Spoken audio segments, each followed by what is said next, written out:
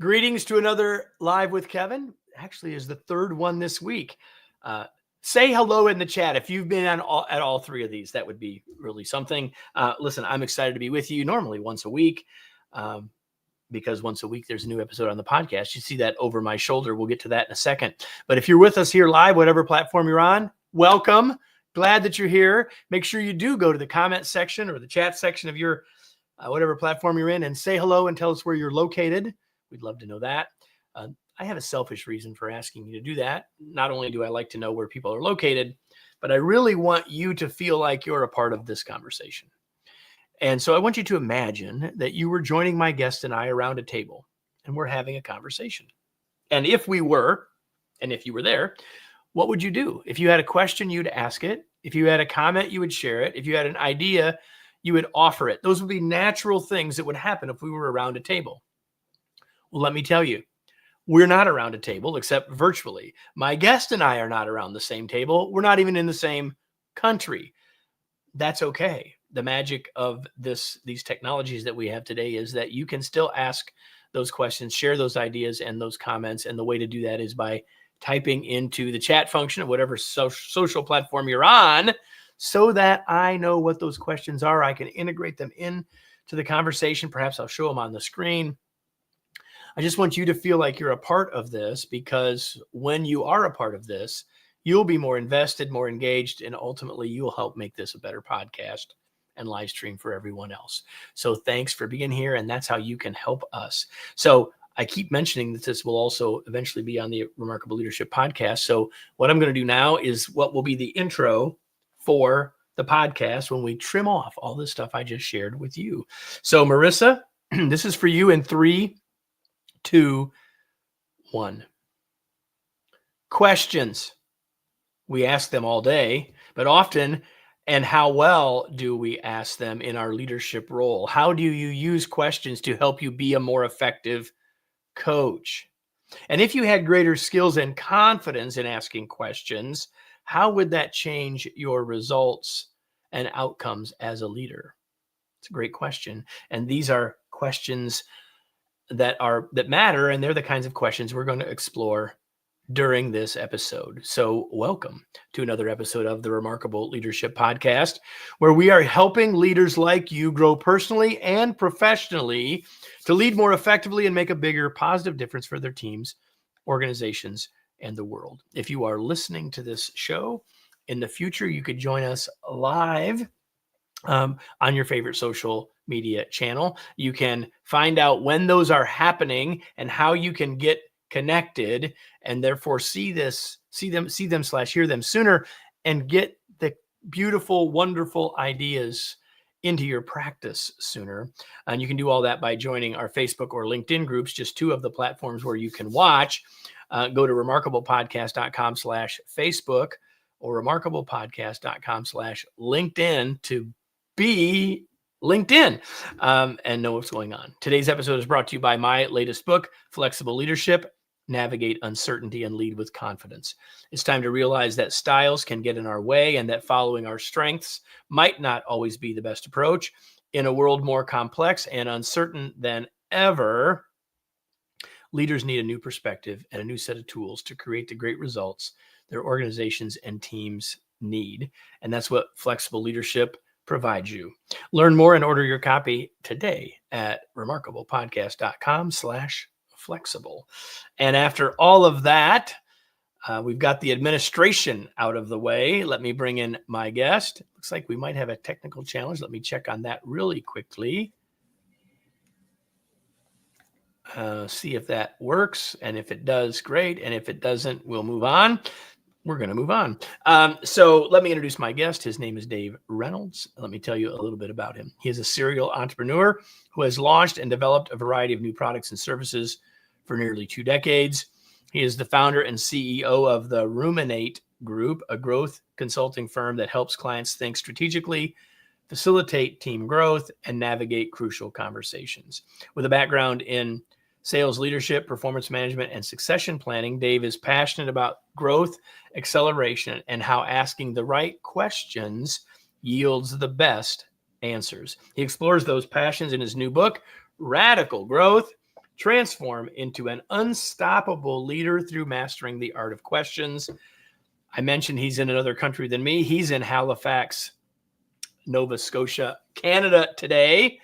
And so, hey, welcome, Dave. So glad that you're here. Appreciate it. Thanks very much, Kevin, for having me. And fantastic introduction. I took the one your mother gave me. So let's see. We've got someone here that's in Vienna, and we've got someone who's here in Houston, and we're glad that that they and others are with us. So what I want to do, Dave, is sort of start out by making an assumption, and you can tell me if my assumption is correct. That when you were like, I don't know, 8 years old, you probably weren't expecting to be a person who's written books and that sort of thing. I don't know, maybe you thought you were going to be a hockey player. I don't know. But my question is, like, tell us a little bit more about the journey in short that leads you to this place and the writing of this book.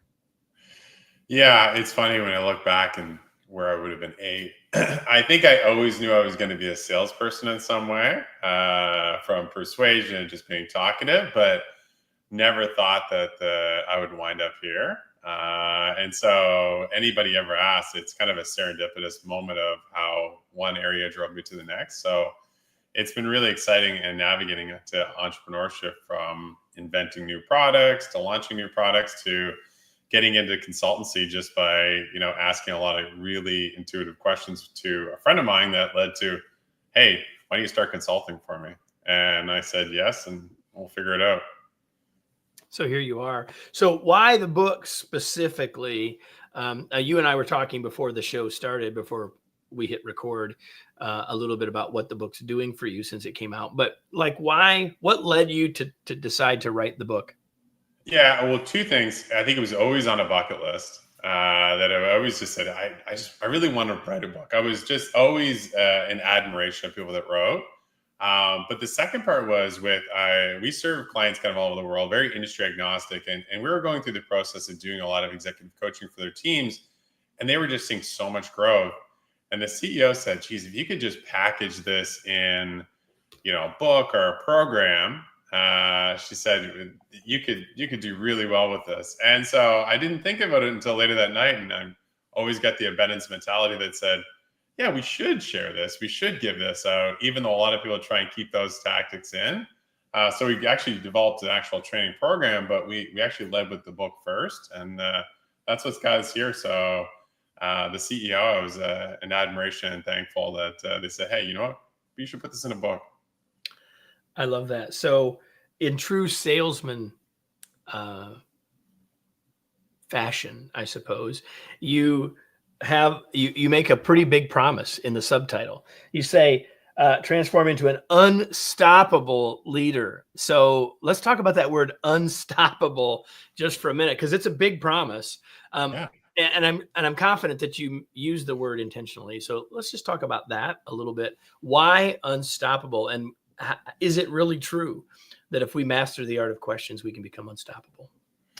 Yeah, amazing question. And I think that I've actually never been asked that before, but the reason why we created that subtitle was that the leaders that we've worked with that really start going through and seeing the value of asking questions, it really starts breaking through the limitations that a lot of people set for themselves, not just individually, but teams and organizations.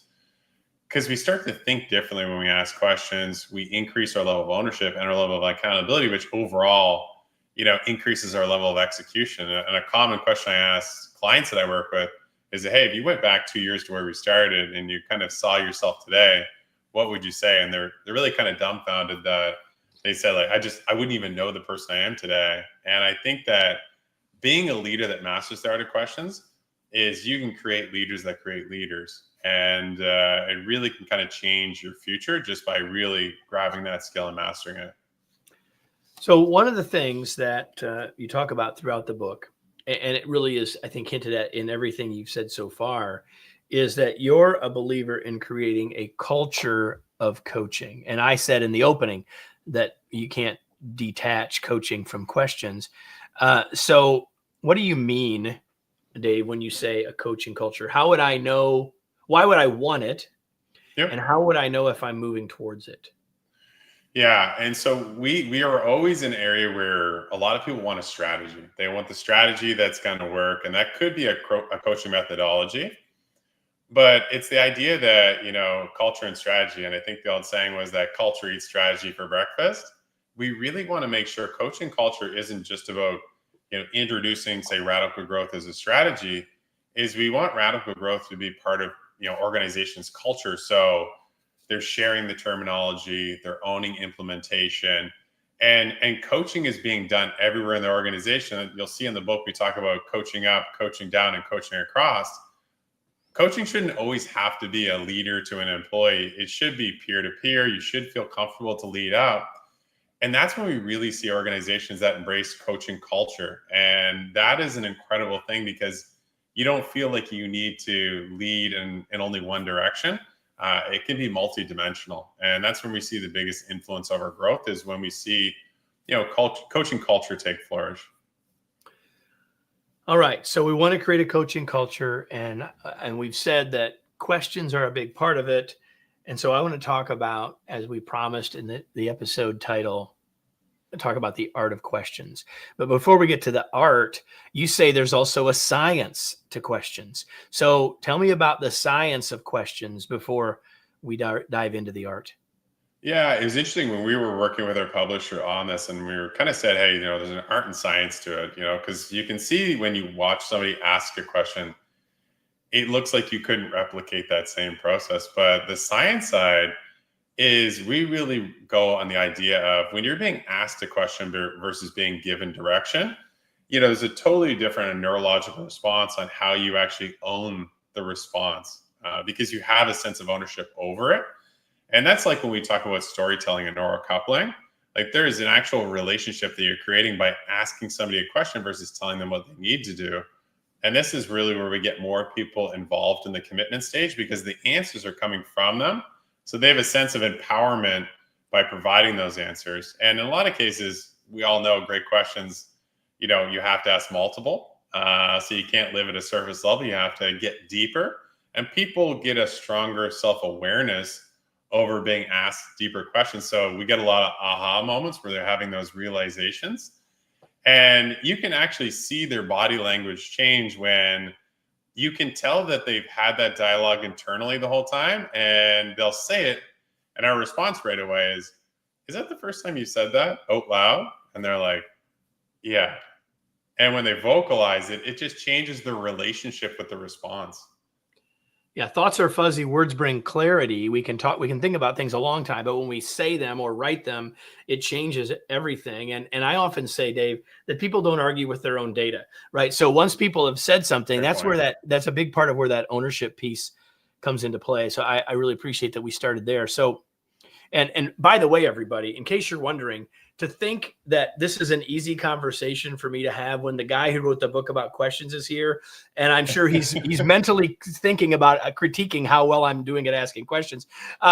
So I want to talk about barriers because, like, so far, everyone would say, yeah, questions are good, all good. It's like in the U.S. we'd say that's motherhood and apple pie. Like, of course, better questions, and yet there are barriers, especially as leaders. There are things that sort of keep us from doing it. And this to me is one of the most important conversations for us to have here.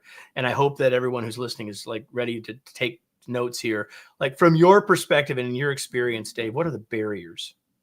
Yeah, the immediate barrier that I would go to right away would be that more relationships have ended by what wasn't said than what was said. So I'd say more people just avoid asking questions or having the conversation. That would be one of them. And the second would be, and we've already mentioned, is they ask questions and they accept surface level responses. So, hey, how's your day going? It's good. How are sales? Good. And we accept these surface level responses versus, excuse me, you're asking, amazing. What's good? And especially in sales, and they're saying, oh, well, and you're asking, well, what's your goal for the month? And you're going a little bit deeper. So surface level for sure. Looking for reframe questions. So if somebody says, I don't know, sometimes people might ask, if you did know, what would you say? And sometimes you just have to look at different tactics like mirroring. And I would say the biggest barriers are people avoiding the conversations. I would say living at the surface level. And then I'll probably add another point is being proactive with your questions versus reactive.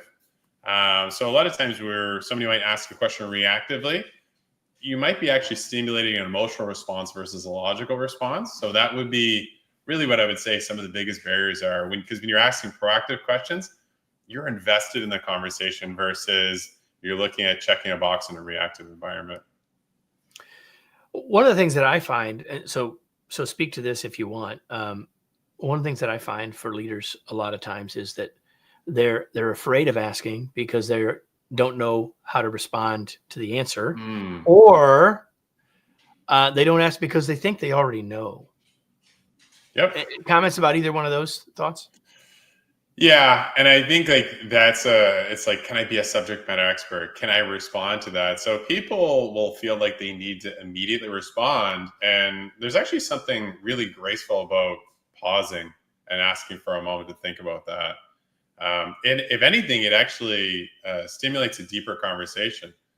I really agree with you a lot on that. Is like having to feel like you need to know all the answers. Actually, if anything, when I enter an organization, the reason why we're industry agnostic is sometimes the less I know, the more I can help. And so what I mean by that is if I'm just curious, I don't have to really be the technical expert, but I can actually pull more information out of the person I'm working with and get it into a better system just by being curious versus, hey, this is how I've done it. This is how you should do it. And that for me has been a great approach. Yeah, I really do love that a lot. I want you mentioned something in the book, and I think this gets at this point. If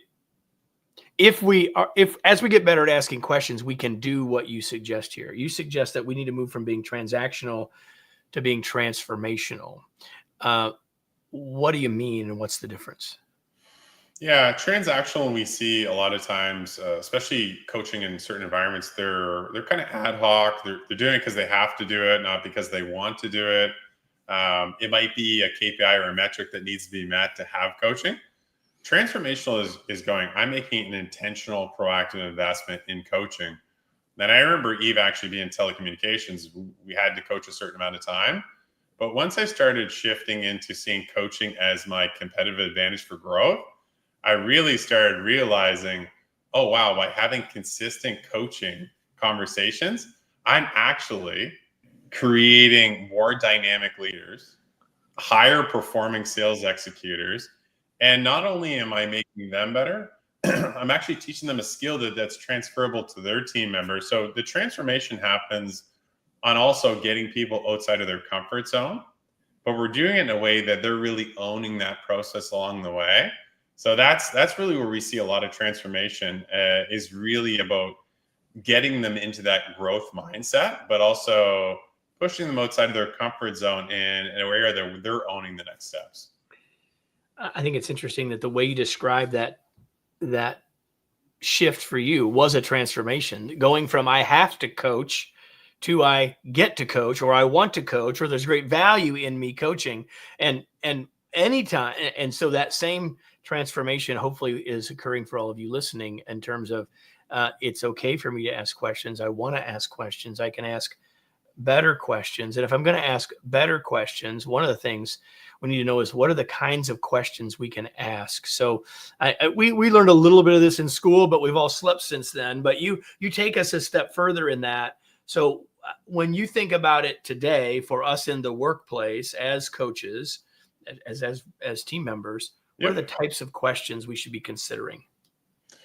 Yeah. So when we look at just your basic open-ended questions, I think anybody that's on this show is listening, we're already doing these open-ended questions. We're asking bigger, broad questions, but what I'll challenge everybody on around open-ended questions is start with big and broad open-ended questions so you can ask an open-ended question so people feel comfortable and they give momentum into answering questions. And then you could be more specific with an open-ended question to get more detail. I really feel that asking confirming questions is a really great strategy for two reasons. It shows you're listening because as a confirming statement, you're having to say, just to clarify, what you just mentioned was, and you'll go through the area of just telling, I heard what you said. Is that the most important next step that you're seeing? And then they're using that opportunity to kind of confirm that. Those are really great. One that's had a big impact, we've worked with a couple of big project management teams, is actually leveraging mirroring questions. And we have an example of this in the book. And I remember one of our clients was saying, we're really stuck. They're just not being helpful. And I know they're off track, but they won't admit they're off track. And we went through this whole area where I said, okay, grab a timer. And here's a set of questions we went through. And so when she did a project update, say, hey, can you give us an update on the project? And she said, yeah, the project's going well. And the goal with mirroring is always saying the last 3 words that the person said in a mirroring fashion. So she said, the project's going well. Put on the timer. Let the silence happen. 18 seconds went by, which probably felt like 2 days. And they said, it felt like 2 days. I have stories I can tell you about that. 100% it felt like forever. Okay, but 18 seconds later, what happened? 18 seconds later, they said, well, we've run into a couple roadblocks. And she said, okay, you've had a couple roadblocks. Again, hit the timer. So she said she went for 15 seconds, and they came out with, we've got some, issues with timing.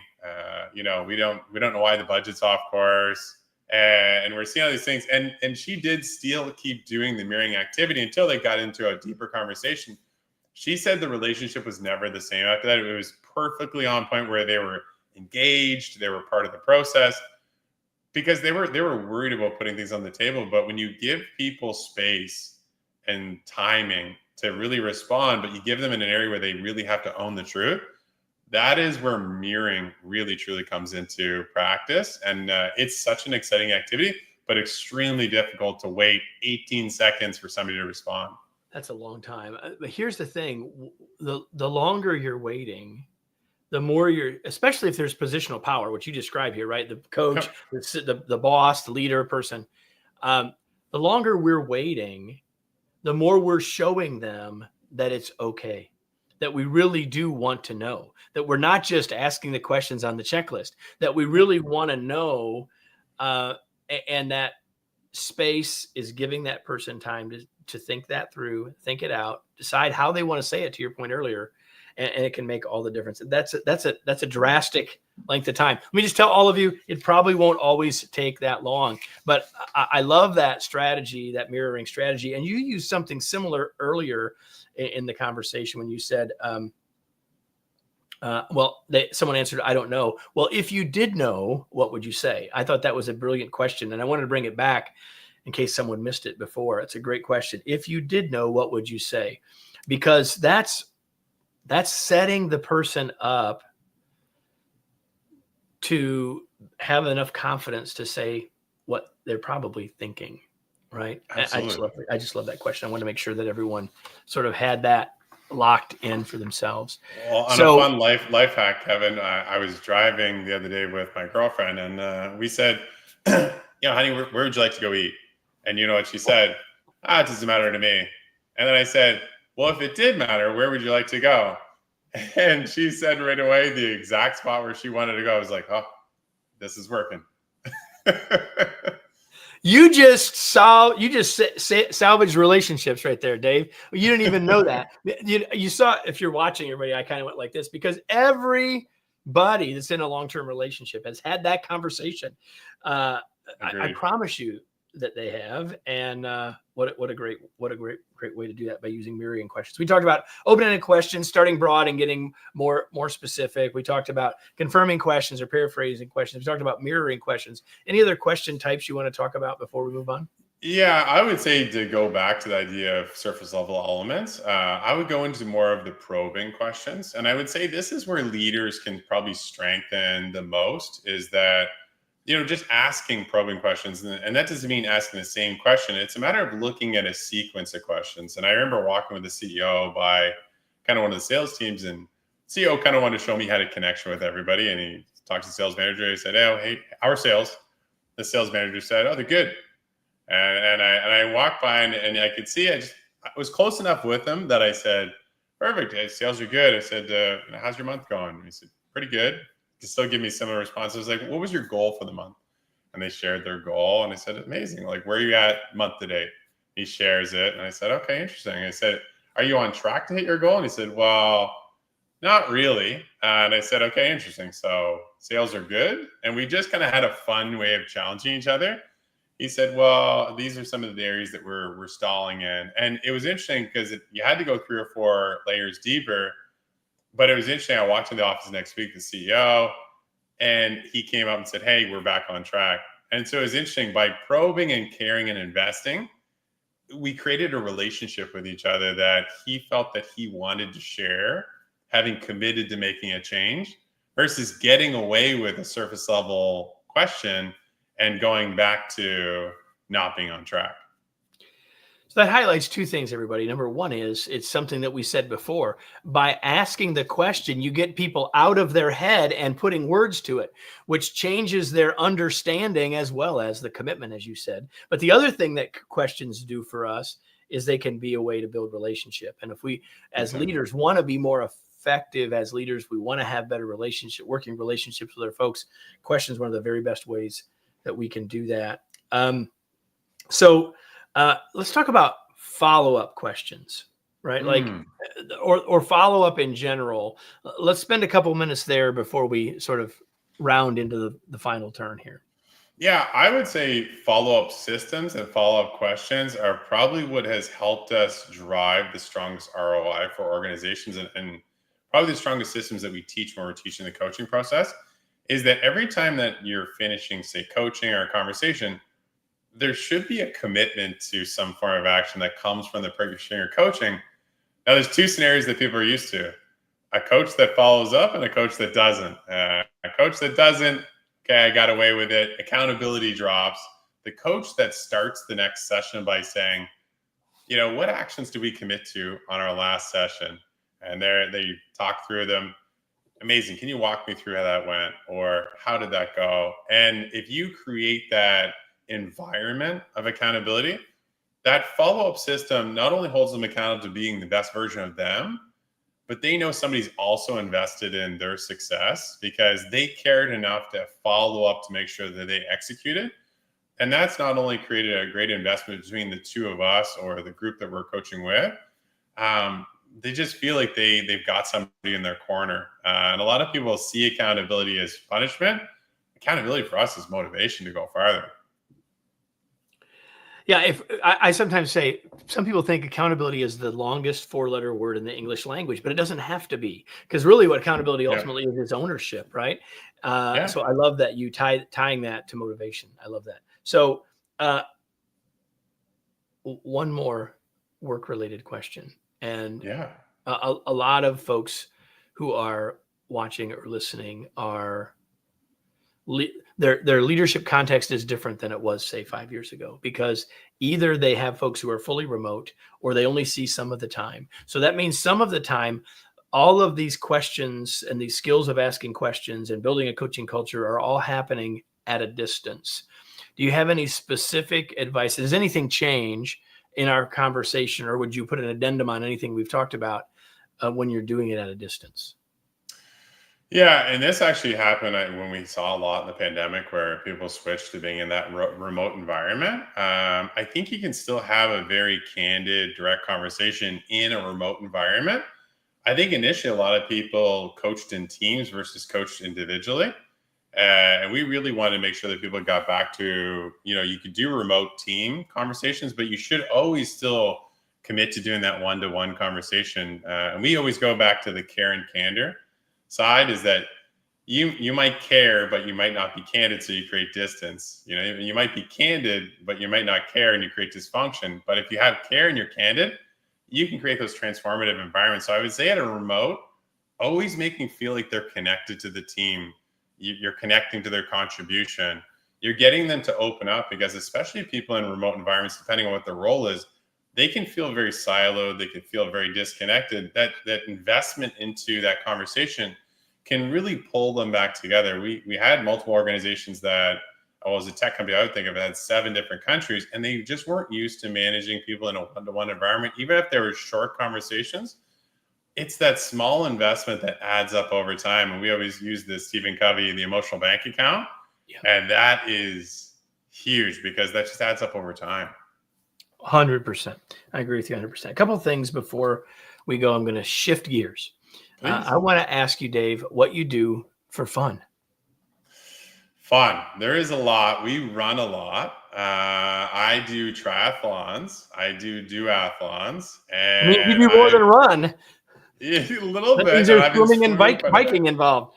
Yeah, and I just got into a time trial bike this year, so it's a totally different world having your hands out on the road. And I've kind of done Brazilian jiu-jitsu for the last 12 years and got the chance to travel all over the world for Brazilian jiu-jitsu. So I wouldn't say there's a sport I haven't tried, but that's usually what keeps me stimulated is those sports: running, triathlons, duathlons, and Brazilian jiu-jitsu. So everybody, Kevin is guilty of the stereotype. At the beginning, I said the man's from Canada, so I used I went to hockey. I messed up right from the start. So Dave, what are you reading these days when you're not running or jujitsuing? Yeah, you know what? I actually just went and got a couple of new books last night, and I was actually avid reader, and I've been waiting to get this book for a while. And it was "Buy Back Your Time," Dan Martell, and big fan of his work. And really, as we're growing and scaling, we're trying to really put better systems in there. And the book is really just dedicated to putting better systems in place to grow and scale. And the other book that I picked up as well was the 80-20 principle, which I think is Richard Koch. And we speak to this all the time, and I'm always looking for those extra little tips, tricks, quotes. So I'm really, really looking forward to diving that one. But I'm gonna go through the Buy Back Your Time first. Real big advocate of what Dan does. We'll have both of those in the show notes, along with information about radical growth. Transform into an unstoppable leader through mastering the art of questions.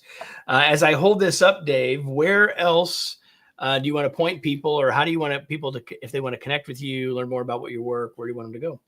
Yeah, if you want to reach out to us on our website, ruminategroup.com. We're very active on LinkedIn as well, if you want to check us out there. And same thing for Instagram. But yeah, we're excited to reach out and connect for everybody, and really appreciate being on the show and be able to promote what we've been up to. And love the questions. I'm always an advocate. Rumin8, the numeral 8 group. So RUMIN 8 group.com. For those of you that can't see it, it was on the screen, but if you're listening, that didn't help you. So before I say goodbye to Dave and before I say goodbye to you, I have the question for you that I ask you every single episode. And that is, now what? What action will you take as a result? Like, if you didn't write down 4 or 5 specific questions from Dave, you might want to replay this and do that. But whether it's that or whether it's something else that you took, what are the specific actions that you want to take as a result of being here? Because until you take action, this is not nearly as valuable as it could be. It's sitting here like soil unplanted. But once you plant the seeds and take the action, then a harvest can come your way. So Dave, thank you so much for being here. We had a fit and start. We were planning to do this, 6-8 weeks ago, and I'm glad that we finally got the chance to do it. Thanks for joining me. Thank you, Kevin. I really appreciate being on. So everybody, if you enjoyed this, make sure you come back. How do you do that? Make sure you're subscribed wherever you're watching or listening, and make sure you tell someone else to come listen to this or listen next week, because next week we'll be back with another episode of the Remarkable Leadership Podcast.